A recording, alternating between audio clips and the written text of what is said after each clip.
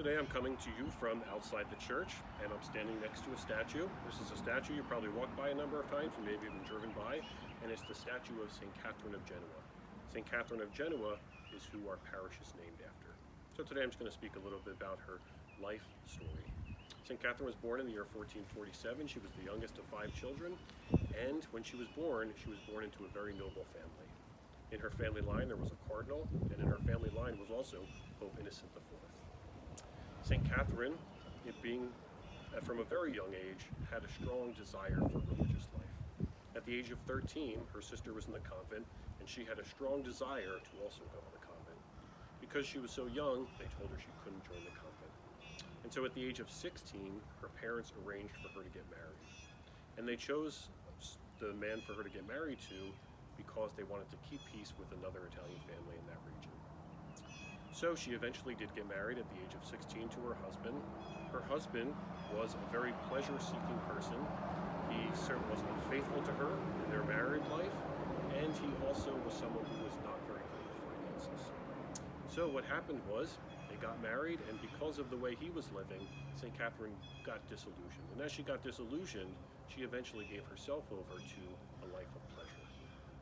One day she went to the sacrament of confession, and she was kneeling before the priest, and as she was kneeling before the priest, she had this overwhelming experience of the presence of God in her life. And she said to herself over and over again inwardly, she said, "No world, no sin." And she kept repeating that. A few days later, she had another vision, and this time Christ was carrying the cross. And as that was happening, she said to herself inwardly once again, she said, "Oh love, if it is necessary, I am ready to confess my sins in public." From that time on, she started going to daily Mass, and which during that time, that was something that was not common. And so she began to go to Mass each and every day, and as she did that, her spiritual life was obviously nourished, fostered, and deepened. And after that happened, eventually, because of her husband's spending habits, they were financially in a very difficult situation. And so what they had to do was, they moved into a hospital. And as they moved into a hospital, she spent the bulk of her time caring for the sick there. She was deeply concerned about the care of the sick. And so the bulk of her time was spent taking care of those who were ill. And during that time, she also became an administrator at the hospital. And she was very gifted at that. It was a few years that she was there, and I have to look because I never remember numbers. It was in the year 1493 when a plague struck that region. And over 80% of the population was killed because of that plague. And even during all that time, St. Catharine never lost focus on what she was doing. Her mission was to care for the sick, and even at the most horrific time for that region, she continued daily to care for the sick. Shortly after the plague ended, her husband's life also was taken, not because of the plague. And during that time, she said, "He was of a wayward nature, so that I suffered much interiorly.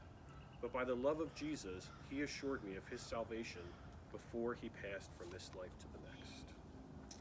And it was shortly after his passing that her own life was getting ready to come to its concluding point.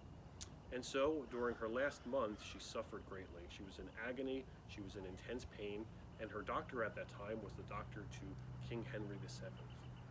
And he said they couldn't diagnose what was wrong with her. And he even had to conclude, the doctor at that time had to conclude, he said, this must be of a supernatural or a divine origin. He said they couldn't find any cause for why she was suffering so much. Her unique life obviously led to her beatification and canonization. She was beatified in 1737, and she left 2 works that she composed that tell us about her life. She wrote a dialogue about her life, and she also wrote a treatise on purgatory. And I'm just going to mention these to you because Pope Emeritus Benedict, when he was Pope, at one of his general audiences, he actually he wrote about St. Catharine, spoke about St. Catharine, and we're going to have some copies of these once this coronavirus is over and things have returned a little bit to normal. We're going to have some of these texts around the church so you can learn more yourself about the life of St. Catharine. There's also another book. This one is actually Father Pat's, and this is called The Spiritual Doctrine of St. Catharine of Genoa. If you're interested in this has her dialogue, and it also has her treatise on purgatory. And then there's also her confessor wrote about her life. You can buy this on Amazon. You can buy this it's from Tan Books, so you can go directly to them if you'd like to buy it. And if you would just like to buy her treatise on purgatory or just her dialogues, you can also buy those on Amazon. So these might just be some helpful resources for you to learn more about the life of this woman who's our patron. Her feast day is celebrated on September 15th. I've never been here on September 15th, so I'd be curious to hear from parishioners what happens on her feast day. Maybe we do a novena leading up to her feast day. Maybe there's a special mass in the evening. So you can comment, let me know what happens on her feast day. And also, one final thing, this is something, maybe if some of you are history buffs out there, you can help me with this, because I still can't find anything that says why the parish was named after St. Catharine of Genoa. And also, the thing that really is driving me mad is I can't figure out why we spell her name differently than how her name is spelled. Catharine always spells Catharine of Genoa. Her name is spelled Catherine. St. Catherine's, our parish, is Catharine. I can't for the life of me figure out why it's spelled differently. So again, any of you history buffs, if you want to maybe try and figure out why we named the parish after St. Catharine, or if anyone could figure out why we spell her name differently, I would be most curious to know that. Thanks for watching. After this, what we're going to be doing is I'm going to be taking you on a tour of the stained glass windows of the church, and I'll be talking about the stained glass windows, and we'll be posting them on YouTube. So thanks for watching. God bless. Stay safe during this time, and together we'll get through, and we'll be back united at St. Catherine's as a family of faith.